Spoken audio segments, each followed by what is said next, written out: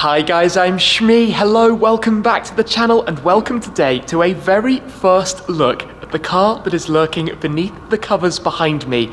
This is the 7X Design GTO Vision. Think of it as a modern homage to the 288 GTO and the Ferrari F40, a modern interpretation of coach building. So let's get this cover pulled back and take a first look to check out the 7X Design GTO Vision. It's time then to have the cover pulled back to reveal the 7X GTO. So let's take a look at this then. The brand new car, a very first opportunity to take this in and look at the design of it. You can see some recognizable cues from some of the legendary Ferraris, the likes of the 288 and the F40. If we start around the front, just to go for a quick walk around to look at all of this, you've got those lower lights reminiscent of the 288. If you come around towards the side, also the round intakes with that design cue leading back towards them. Look at the bulge of the rear tyres, again reminiscent of supercars from the 1980s. And then at the back, check out the design of these winglets, akin almost to the F40 in the way they're shaped, but also like the FXX K, the Ferrari race car. The rear deck lid with the glass slats, again like the F40 with that vertical rear window, based on the 488 GTB or the other cars from the platform, the likes of the Pista or the F8 Tributo. So we're talking about a car with a twin turbocharged V8, akin also to the likes of the 288 and the F40. But just look at this as we walk around. Presented for the first time, 7X Design creating a modern interpretation of coach building, a new bodywork, a new homage to those very special cars from back in the 80s as well. And really and truly, wow. Let's go more in depth then to pick out some of the highlights, focus on the details that really stand out to me exploring the car. But just to think a little bit about coach building, if you went back to the 1930s, if you bought a new car like a Duesenberg at the time, what you were buying was a rolling chassis that you then took to have your own body created for it.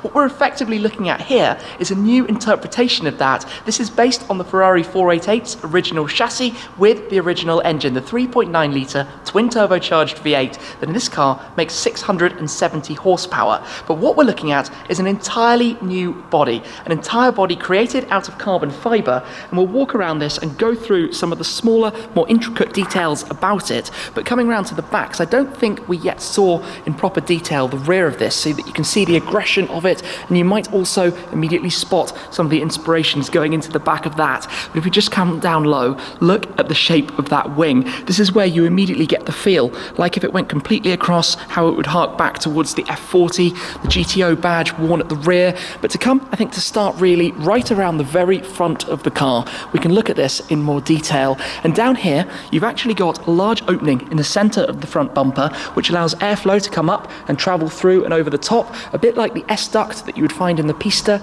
And also coming around here as well, there's a double layer to the bonnet. I'll open that and show you a little bit later as well, so you can see how that works.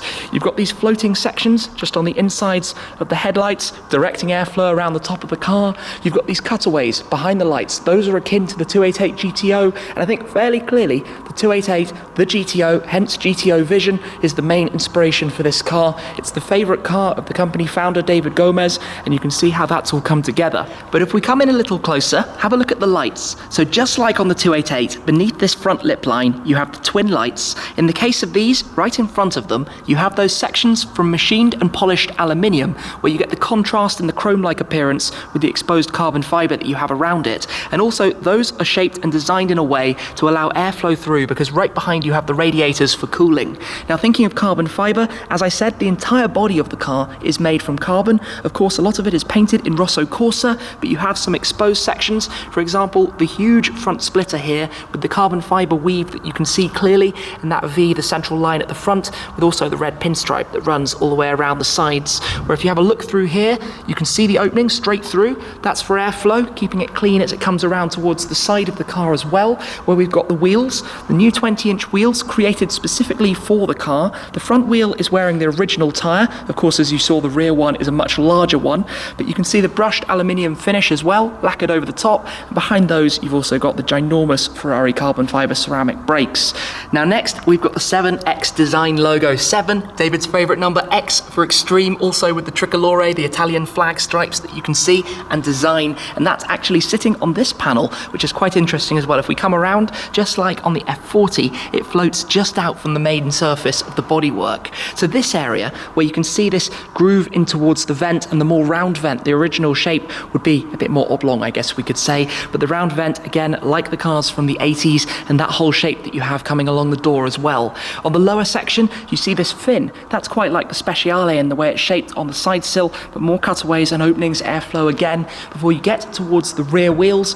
In this car, we've got the 20-inch wheel. You can also opt if you would like to have a 21-inch, but you've got these ginormous and very bulbous tyres. They're a 40 profile. You could have a 35, let's say, on the larger wheel, but this gives that feeling of the cars back in the 80s, the supercars of the era with a slightly smaller rear wheel. I'm going to come up just a little bit to look at these, where we've got the floating buttresses. You can again see straight through airflow coming back over towards the rear deck, where it goes through that lower spoiler. You can again see how open this is beneath even these winglets that sit up even higher. So this bit of design back here, that is just like on the 288 GTO, the way you have those grooves and openings behind the rear wheel arches. Then if we come and have a look at the rear deck, and this is one of my favourite areas of this car, particularly the carbon fibre and glass engine bay cover that you have back here. Now Ferrari are always famed for producing beautiful looking engines, and this V8 is no exception, but by mixing in a few different cues and having this amount of glass, you've got a fantastic view through towards that.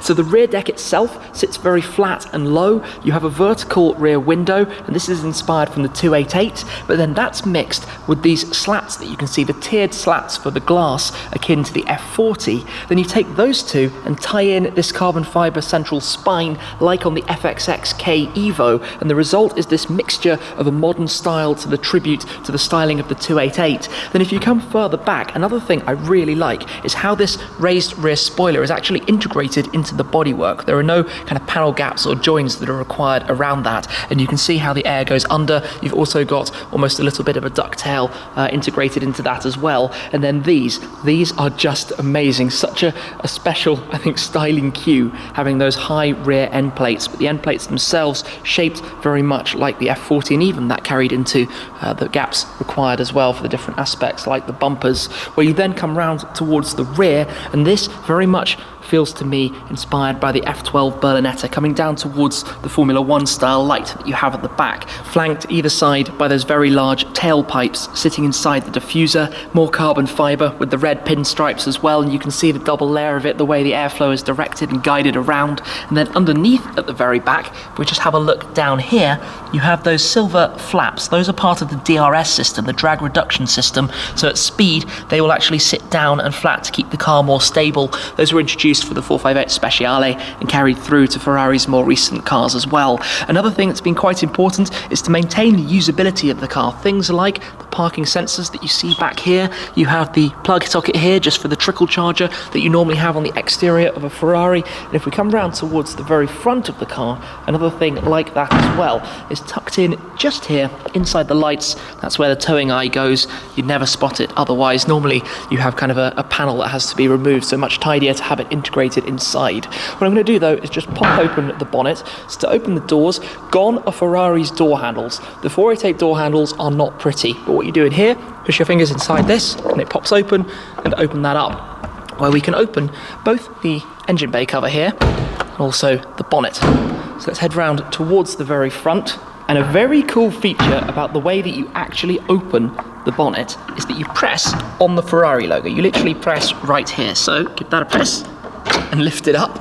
You can see inside there some luggage space up front, but also you will be able to see more of how the airflow comes through this and how you have that double tiered opening at the very front that allows the air to come through and up over the front end. More exposed carbon fibre, all looking absolutely magnificent. So I'm going to close this back down. Of course, this is the only one, so I need to be very delicate with it. Make sure we give that a good press and close the car, and come back to show you in here as well. So being based on the 488 engine, we have Oh, that's nice. That's really nice. The 3.9 litre twin turbocharged V8, 670 metric horsepower, 760 newton meters of torque, all going through the rear wheels, 7-speed dual clutch gearbox, and, well, very, very, very quick. Of course, everything has to be reworked. For example, the latches and catches for this. But I love that view through those slats over the engine bay. Just such an iconic feature of the F40. Give that a click back down as well there. Also from here, the view you have through the floating buttresses, there are so many small details that make the overall car, the way it's all one piece as you look around towards the rear. And also of interest to me, because of the new styling, the car is actually a little longer, and as a result of that, the exhaust pipes have, of course, had to be adjusted as well. They sit a little wider and also a little bit further back, so they've had to be kind of extended, if you will, inside. But just walking around, taking it all in, the exposed carbon piece around the tail light that you have there as well, even carbon going back inside, and obviously all of this opening for airflow to come out for cooling out of the back of the engine bay. And, well, generally looking around it, a very impressive piece of design all in and all told. I actually really like the door handles that have been fitted to the side of that, and you can see just all of those cues coming together, how it's been designed from the front through to the rear, all connecting, all very much a tribute to the 288, but also integrating some of those other designs, some of those other cars that are quite so legendary in, well, this coach-built version from 7X Design. And also, of course, I think I mentioned earlier, being based as well around a car that has a twin-turbo V8, the same kind of engine and powertrain setup as was found back on the F40 and the 288 as well. So overall, a package, well, if it came out of the doors of Maranello like this, you wouldn't be surprised at all, with those cues that all link and connect appropriately. And I think that's the beauty of it, but with the exclusivity that comes from being a coach-built vehicle as well, created by 7X Design, working with the Envisage Group too, in terms of putting it together and building the entirety of this car from carbon fibre in terms of the bodywork that we're looking at. So certainly an impressive thing. I hope you've enjoyed having this first look and an opportunity to go through all of the details, learn a little bit more about it, find out about the inspirations and how this has come to be. So a big thanks from me to 7X Design for the opportunity to be able to come and see it and share it with you. But that's it for this time. I will see you guys again very soon. Cheers.